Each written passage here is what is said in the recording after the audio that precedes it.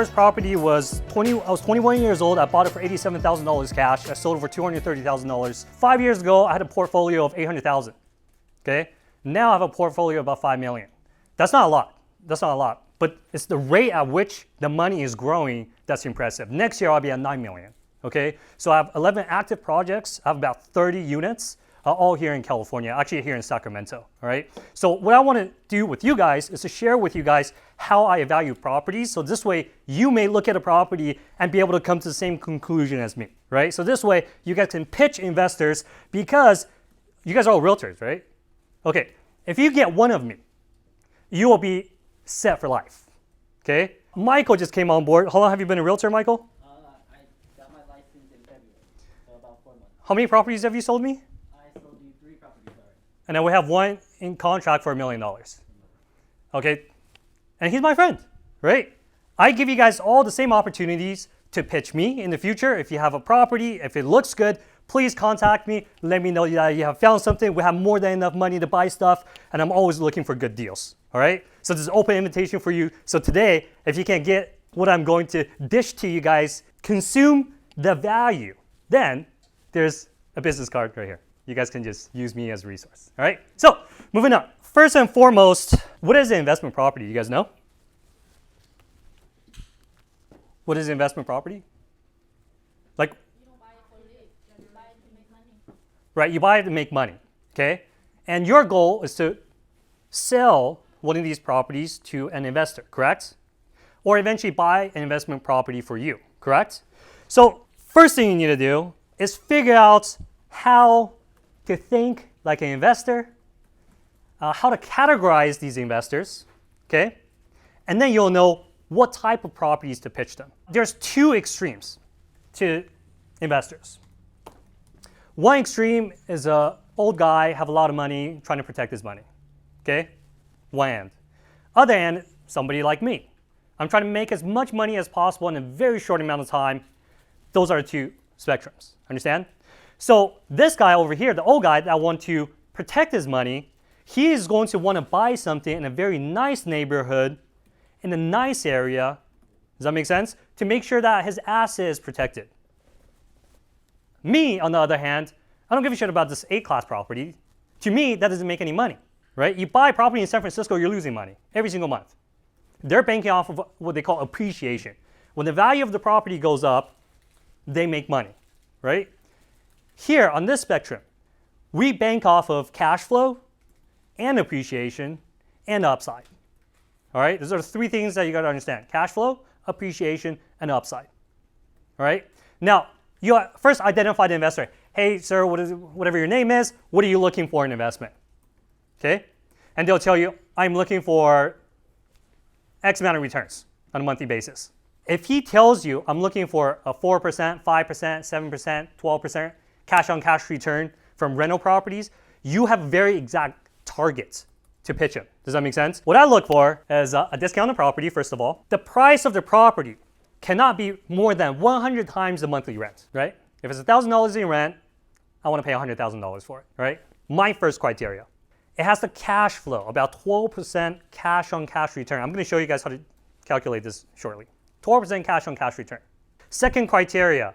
It needs to be in an appreciating market, about 5% a year of the housing value. So how do you determine that? You guys know Zillow? Go on Zillow, click on a house, look at the forecast, the price forecast. You should be able to see a 3 to 5% increase. So I look for properties that have 5% increase on an annual basis. Third, and then I look for properties with upside. What is upside? So I buy this property for $300,000. I can make 2 moves and suddenly it will be at $500,000. Those are the things I'm looking for. Now, how do you calculate cash flow? Let me show you guys real quick. This is a tool that you guys can use. We just built it. All right, so this is KaizenCapitalLLC.com. This is a tool. We created this tool because up to this point, I had to use 3 different apps to calculate cash flow, and it was just really annoying. So I hired a software engineer to create this for us. Everything on the left side is inputs. This is outputs, okay? And Let's just look at the number real quick. That's default on here. Enter purchase price $400,000, down payment. You can enter how much down you're putting, or you can put down percentage, 20% down. Interest rate, let's just say 5.5, tax rate 8.4, true to California. Term 30-year loan, loan origination fee, closing costs, right? You input all those numbers, very simple. Second part of this, rental income, all right? How many units? How much per unit? Simple, right? Make sense? This is before rehabilitation. This is after rehab. So if someone buys it and want to fix it up and then rent it out, you would input how much rehab cost is here, and then you would input how much new rent is. Make sense? Going down. Insurance cost per unit, utility cost per unit, property management fees, vacancy percentage, maintenance percentage. You input all this number, all right? If you guys have you guys done this before? Like, you have? Do you pitch investors? Yeah, we do it like the same way you. Awesome. So this is just on one page, done, right? Now look, right here, outputs. Same thing we have put in. Before rehab, total rental income $3,800 because $1,900 per unit, and there's two of them, all right? Debt service, we calculated based on 5.5 percentage, taxes, whatever. All the negatives are here. And then you have a net income of $885 per month. Cash on cash return, 12.18%. Okay? Cap rate, 8.11%. This number is very important. Cash on cash return. If you're pitching to an investor and you know your shit, talking about numbers, we would trust you more. One thing that, I've tried to work with a lot of different realtors and brokers, and then I will give them very specific instructions like I need 12% cash on cash return. I need the purchase price to be 100 times the monthly gross rents. Very simple, right? And need some upside. And then just some people just don't get it, but it's very important that you get this, all right? And is it annoying to try to figure out what the rents will be like or what the current rent is or what it will be like in the future? Yeah, it takes a little more work. But then if you bring this to an investor, you're like, hey, here's a duplex. Cash flows 12% cash on cash return, 8% cap rate.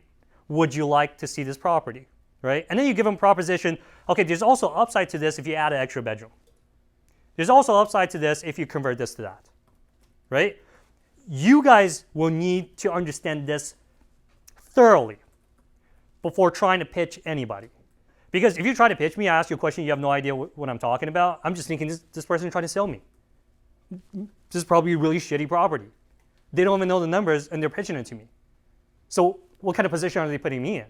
They're pitching me something that they don't understand, right? So don't be like that. So understand this. All right, any questions on this? Do you guys have any properties right now that you're thinking potentially is a good investment property for an investor? Do you guys have any? Yeah? Pull it up.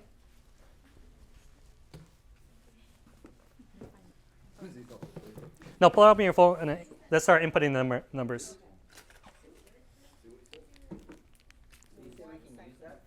Are you going to share this calculator with us? Yeah, it's on the website. It's Kaizen Capital LLC, and on the side, cash flow calculator.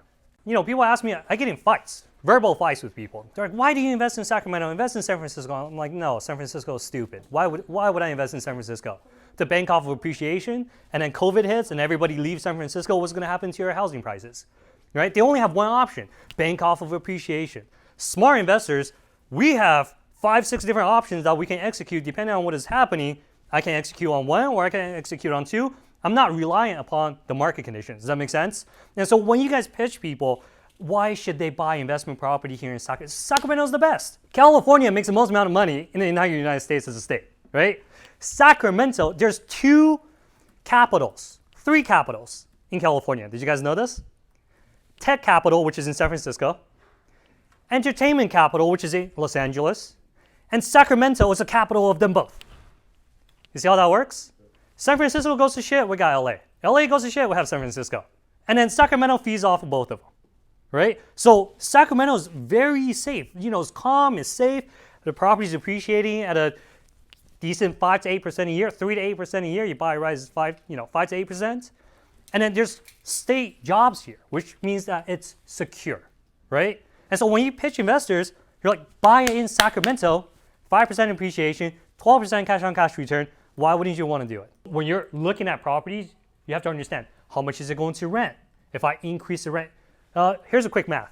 If you buy a property for $100,000, renting out for $1,000 a month, if you increase the rent to $1,200, okay, that's $2,400 of extra income per year, correct? It's very easy to put a multiplier on that. That $2,400 will be equivalent to about $24,000 of value add, right? So when you're looking at these properties, if the rents are below market, that's a pitch, right? You could pitch it. Rents are below market. There's $300 of gap per unit. You can increase $300 per unit. Let's just say one unit. That's $36,000 of value add opportunity, right? And it's really hard to do that for flips. And at single family homes, they're just not very good investment vehicles besides flips. So multifamily though, is very easy. I go in, increase the rent, bump them up, 8 units, and then sell it, make $250,000. Everybody's happy. Any questions?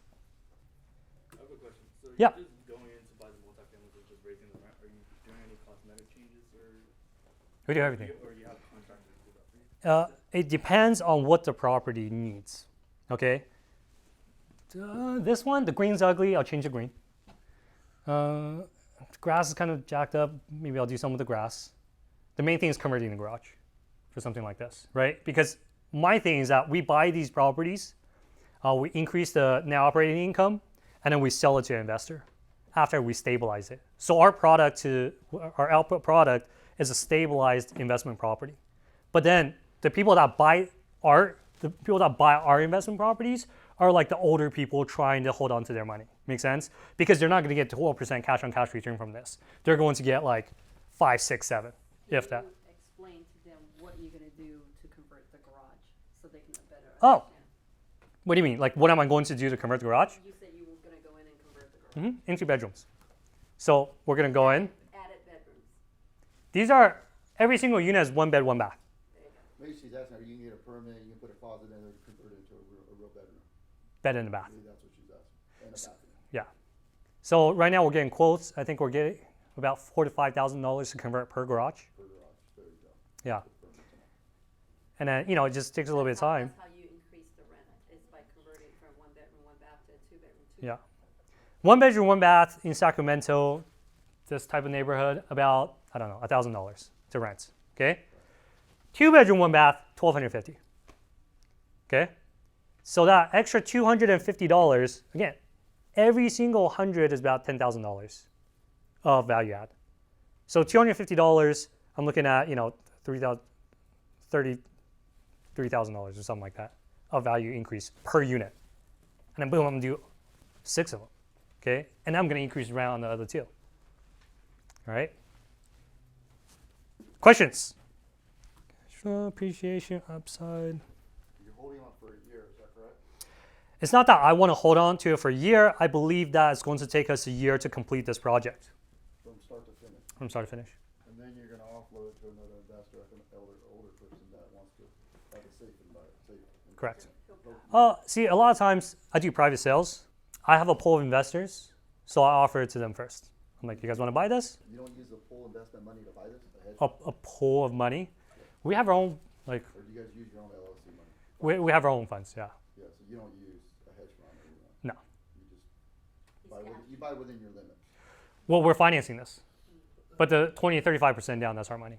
We have investors in the company, That will if do that's it. what you're asking. Yeah, they'll do it. Yeah. but You don't use. I don't use institutional money. For that, I get to control the growth. If we just suddenly bought like 50 units, I'm not going to know what to do with myself, right? Keep in mind, like I've been in the industry for a very long time, 16 years, but like 11 of those years, I'm like a passive investor. I bought a house, it's just sitting there renting it out. I'm not doing anything.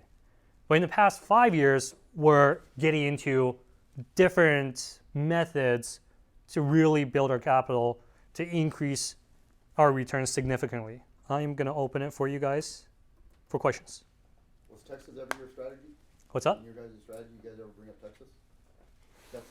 Yeah, I looked into it. The tax rate's too high. Why would I go to, okay, Texas, see, a lot of companies are moving there. It's appreciation, right? What happens when appreciation ends? Here, I can establish same returns, and my network is here. You feel better. I make one phone call, I have 3 contractors going out to the property. In Texas, I have no idea who these people are. You know, they might try to screw me one way or another. People established. Yeah, so I have my network here. It's safe here. I love California. I can't see this go anywhere. I can see other states going bankrupt, but not California. You know, this is such a safe place. So you've always stayed in California. You've never. I've actively looked for places like, you know, let's say for example on the East Coast, right? You can get up to 18% cash on cash return, but the appreciation is zero. Right. So you're getting 18%, let's just say on $100,000, that's $18,000 a year. All right, that's cool. In California though, I can use that same $100,000, I could buy properties, it could cash flow 12%, and now I'll have 5% appreciation, and then I can do a rent increase, and I'll make another 30, 40K, and I'll be in 20, 30% range. Value creation is very important. Real estate, this is the easiest industry to create value. You buy a $500,000 property, just by the property sitting there, it's appreciating $25,000 a year. Just by the property sitting there, okay? You can go into it with 25 grand or 18,000. Depends if it's 3.5% down. And if you buy the right properties, over time, this incremental $25,000, and then you have rental income, right? It becomes massive. And so if you guys aren't investing yet, maybe you should look into it first, right? You get your feet wet, Airbnb. You ever looked into that? You get twice the rent. Yes. Okay. There are different type of investors. Okay. And there's different strategies that you could execute. Airbnb is one of them. What's happening to Airbnb during COVID? Okay. They move in and not pay, and they don't want to move out. You can't. They go squat. It's crazy. They become squatters, and you can't evict them at all. Okay. Here's the thing, right? If you're a good investor, you have your bases covered, and you have multiple exit strategies. And if COVID hits, you're okay. Make sense? Bad investor.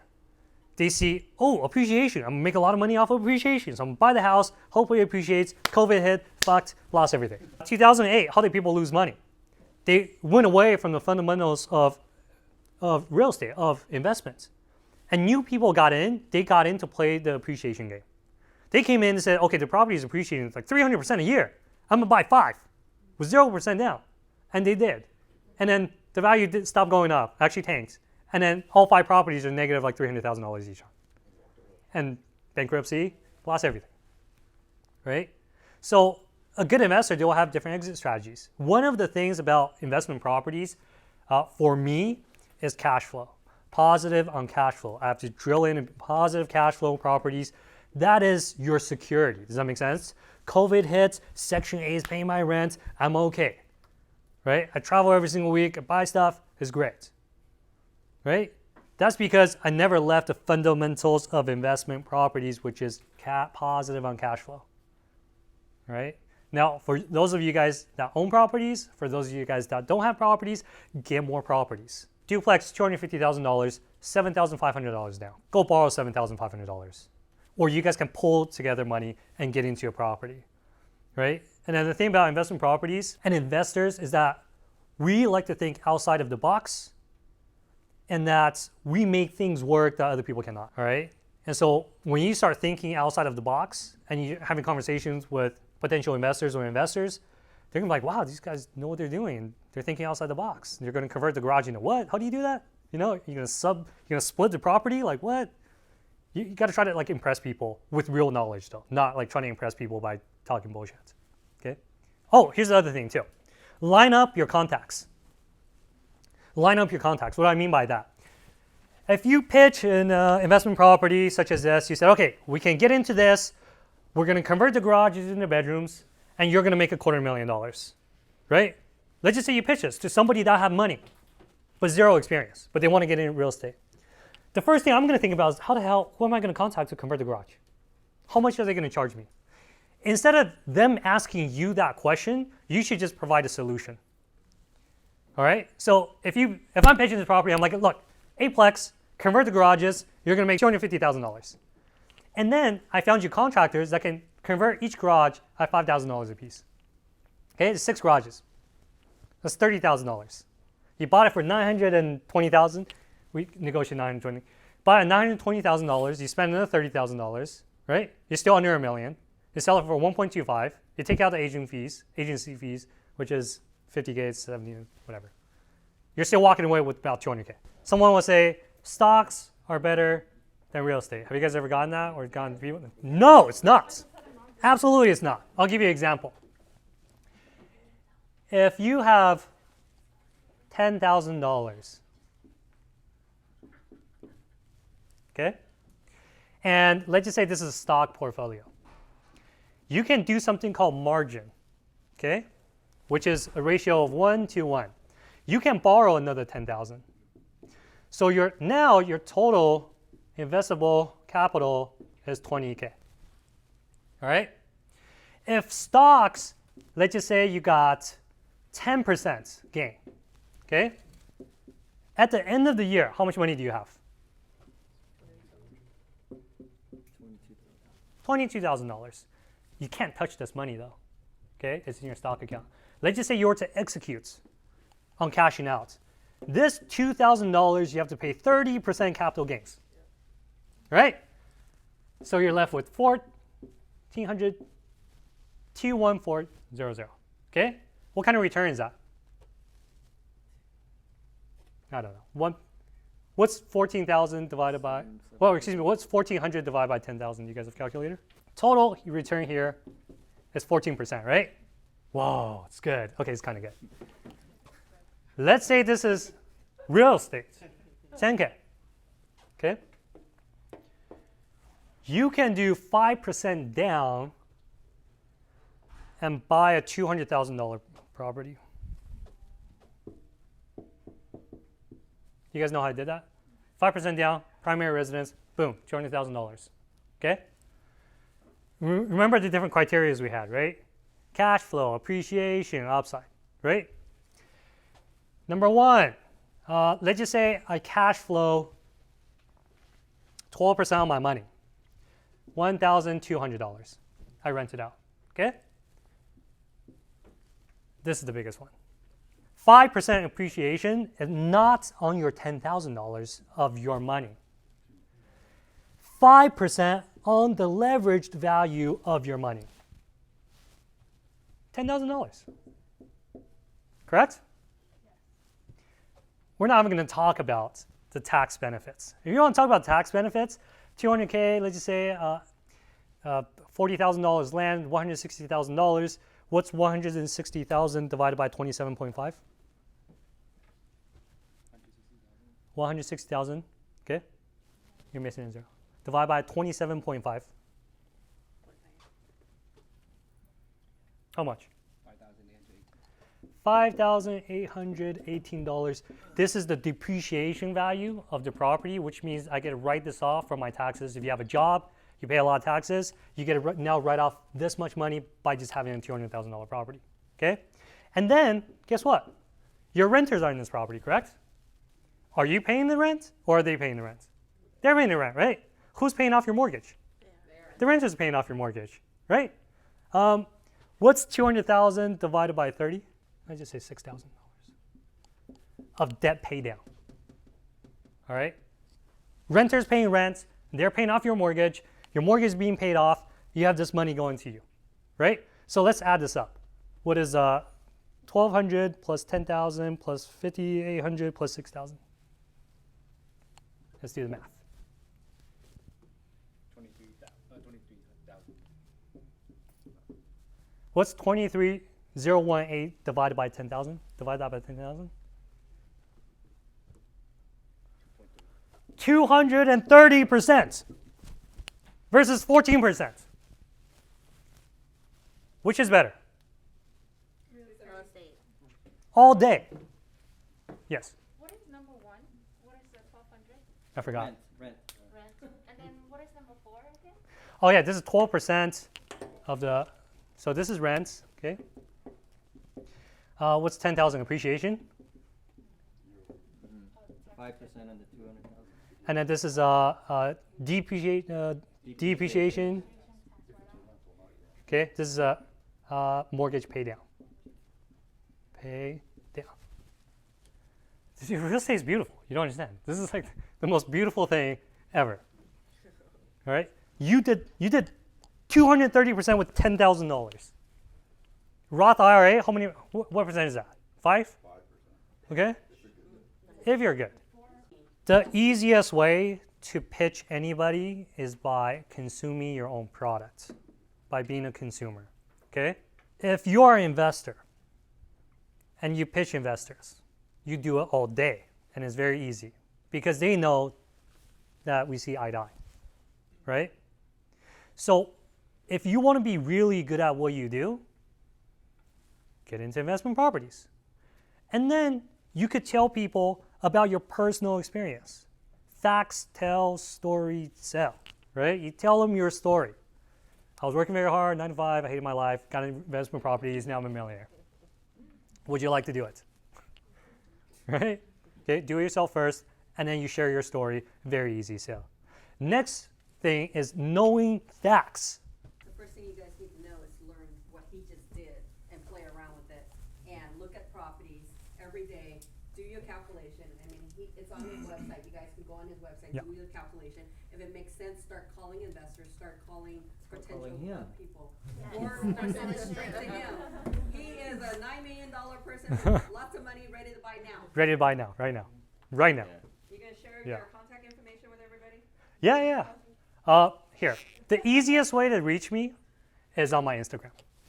It's on my car. It's Nan Limitted. It's Nan Unlimited. Slide through the DM. Yeah. Tell people about it. Think outside the box. All right? Think outside the box. You don't have to do it. You know, when I first started my company, my friend was asking me, she goes, I have 20, I think it was $30,000. She goes, I have $30,000. Can you please help me invest in real estate? I'm like, no, because, that's not really enough. I didn't know as much as I do now. So back then, I'm like, that's not enough, right?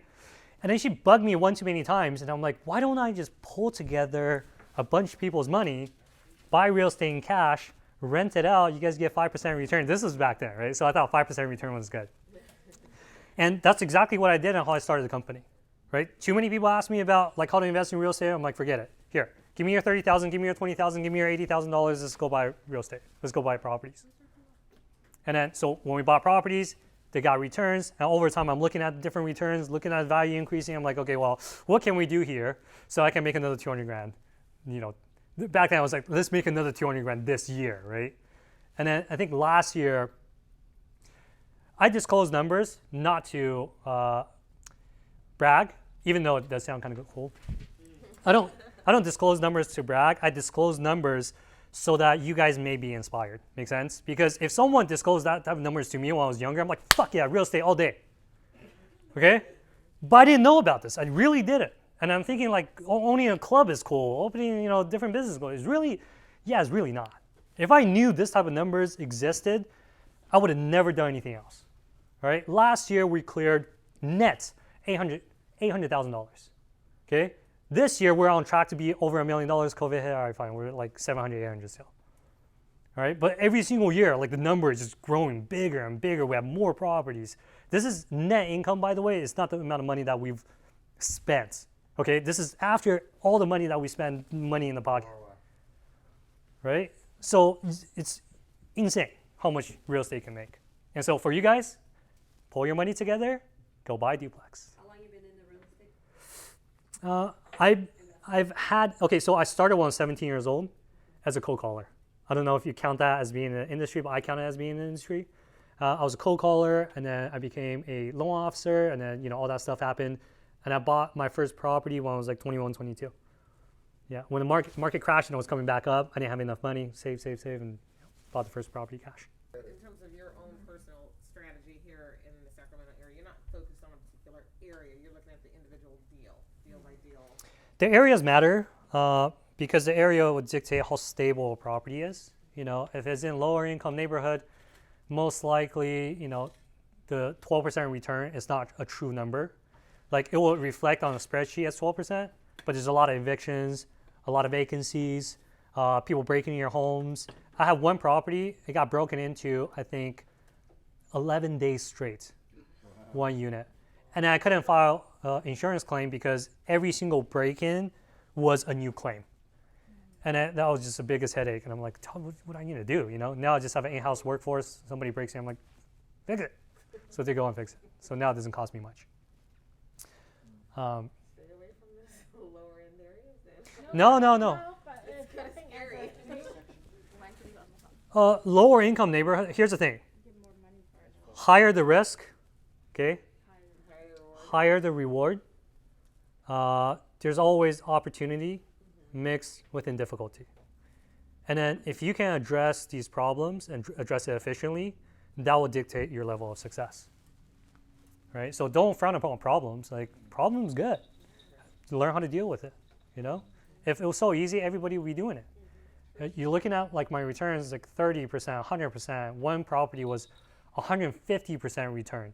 How did I do it? Low income neighborhoods, people didn't want to touch these properties. I just bought the property, I set the right people on their paths and fix this, do that, get new renters in, and they did that, and that's how the money is made, right? So again, you see these problems, look on the other side.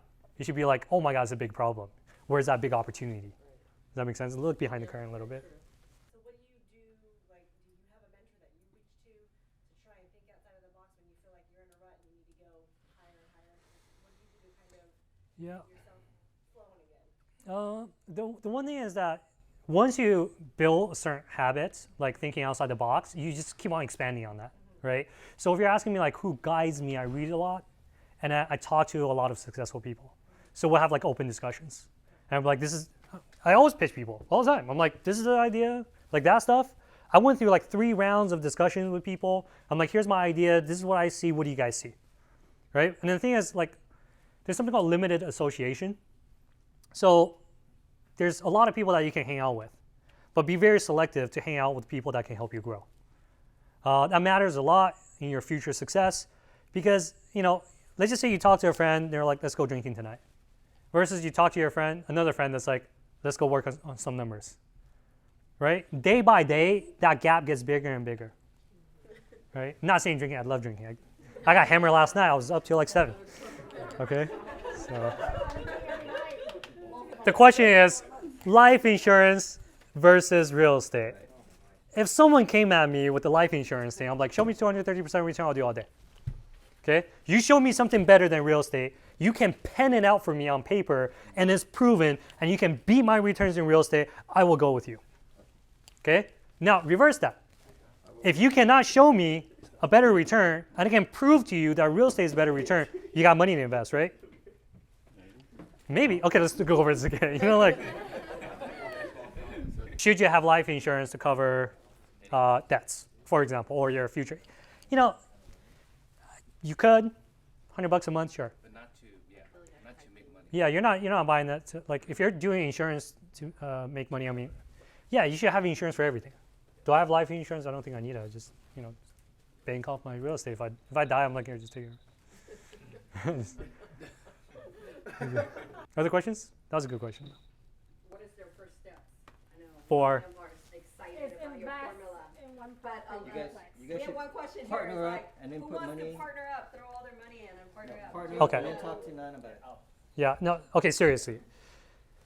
If I am a brand new realtor, boom, I'm a realtor, I'm trying to make it in life, I want to pitch investments, I want to do well. You have to think long term, and then you have to execute now, right? You have to be able to execute on a strategy now that pays you long term. If you guys can put together $1,000 each between, you know, a couple people, go buy a property, please, go. All right? You're gonna make 230% return year after year, go do it. Why not? Make sure 12% cash on cash return, 5% appreciation, and there's upside. If you follow those 3 things, it's very rare that it will go wrong. All right? But again, like very good fundamentals that you guys have to follow to invest your money, right? Don't just pull money together and then go gambling. That's a bad investment strategy. But in real estate, though, it's very good. Okay? It's still kind of hard though to find cash on cash at 12. Here, call Michael. 10%. No. I can find my own property. Michael found Yeah. 4 of them. He would send me these emails. They're like, I have to scroll, like long lists of properties, all right? And then he did homework on every single one of them. Rents versus price versus whatever, right? It will take you, if it was so easy, everybody would do it. There's a level of difficulty involved in every single step, right? I know. Yeah, But there's it's there. A lot of work. Yeah. A lot of work to even But it's worth it, right? It's the thrill, huh? It's the money. Yeah, it's the money. People tell you money don't matter. It's bullshit. Money absolutely matters. Yeah. Like, like if people have problem with money, you have to educate them.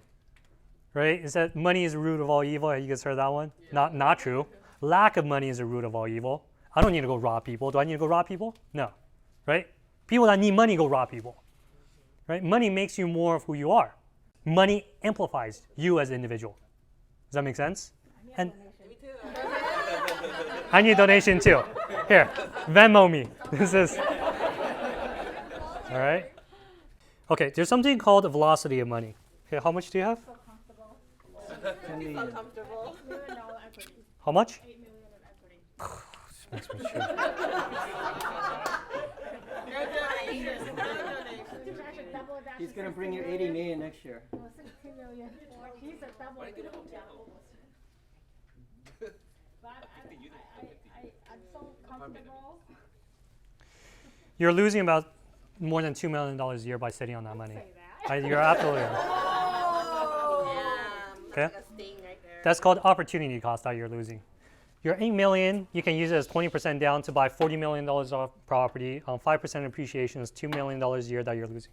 430,000, 400, 2 million. 2 million. He wants to buy that. No, he wants to pay off his house. I said it's bad. You're losing $100,000 a year. Big N. Big Well, ads. Big N. by Buy the Cash out refi. by being comfortable, you're losing $100,000 a year. Yeah. Yeah, be uncomfortable. Mine doesn't want it. Question, but you don't always get the 2 million. Like, how did you get that number? Okay. And like the If there's $8 million of equity, 20% down. as 20% down, you bought $40 million worth of property. Okay. Okay? And 5% of $40 million is $2 million. This is just calculating appreciation. We didn't talk about taxes. We didn't talk about cash flow. We didn't talk about debt pay down. More than 2. Yeah, this is just the base. Place to Okay, put investment property. let's talk about that, right? You said, why don't you go in Arizona? Tech companies are moving in. Okay, so that's one factor. What are other variables where I should invest? Properties are Going up in value, right? Okay, appreciation, correct? So do you want to invest just on the appreciation game? no, but the rent, everything's going up too. Okay. There's lots of school there. Appreciation, rent, right? Is there other strategies that you want to execute? I don't know if you can get your 12%, but there's a lot of upside Yeah. for sure that you can do on a lot of those places. What I would do, if you're seriously considering that, you want to pen everything out. So how much is the appreciation? How much is the rent? How much money am I actually going to make based on estimates, right? And then you want to compare something around you. Can I make the same amount of money here, right? Because you have to factor in the management aspect, right? Are you going to fly to Arizona if some shit hit the fan, right? Are you going to rely on the property manager there? Is he that good, right? Everything in your backyard is always easier if it's in your backyard. Start out small, you slowly build your knowledge base, and then you do things where you have control over of. Does that make sense? Because when you give money to somebody else, more than likely, I mean, if they're not competent, they're going to lose your money, right? But if you're in direct control, like, you're in control. You know what's going on. Hey Nam, what's the deciding factor of choosing like the perfect duplex, like city-wise? Like, do you look for what's around it, like a hospital, shopping centers, or Okay. how do you? The perfect duplex for me, it will be like high cash flow in a good area, next to a hospital, rented out to a doctor. Does that make sense? Like, I want very stable tenants. I want it to be in a good area. Those tend to cost a lot of money though. And then your cash on cash return looks like shit. But it's very stable. Right? So there's always that, like, you kind of like teeter-tottering, like a little bit bad area, but high income, but then also like high attrition rate. You're talking about like eviction, stuff like that. But in good area, low cash flow, I mean, like, you got it. Next to a hospital is generally the best. Okay. The value tends to be very stable, especially if you can rent it to a nurse or a doctor. Right. Like, good. Do you look at cap rate at all? Who asked that question? Notice you don't talk about cap rate. I hate cap You don't rates. ever look at it? Hate it. Why? Because it's easily manipulated. It's on your formula. It is, but I just want to display it for people who doesn't truly understand cash on cash return, and they have to look at the cap rate. You tell them what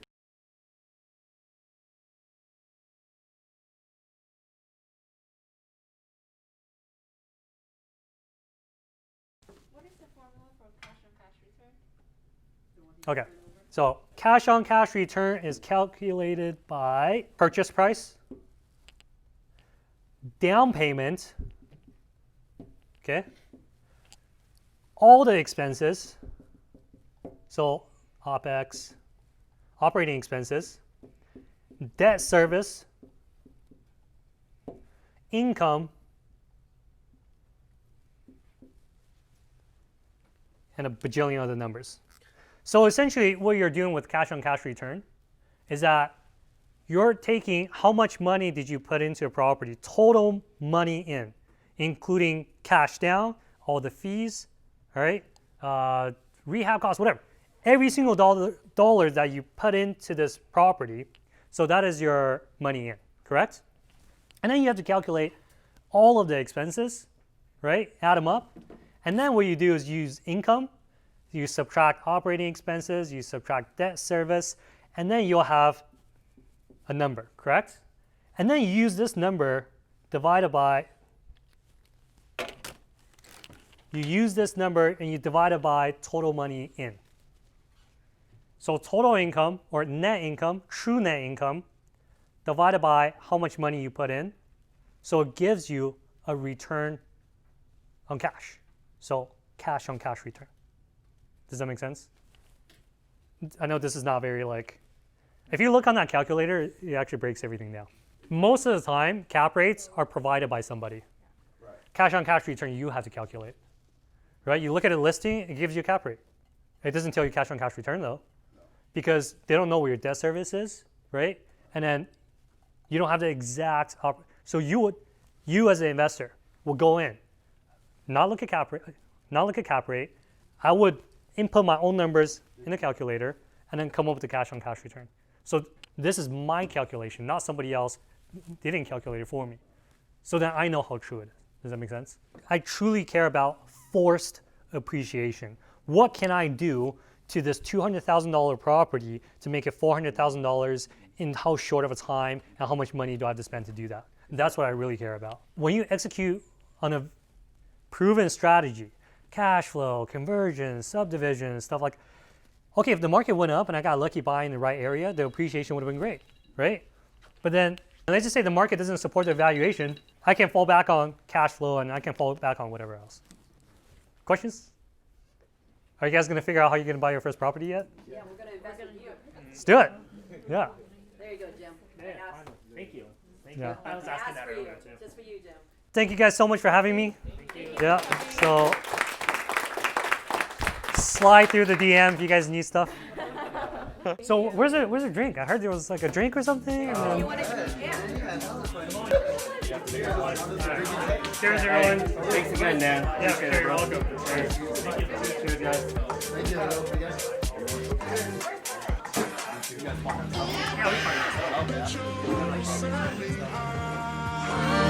Around your love, ooh, babe, you get me falling every time.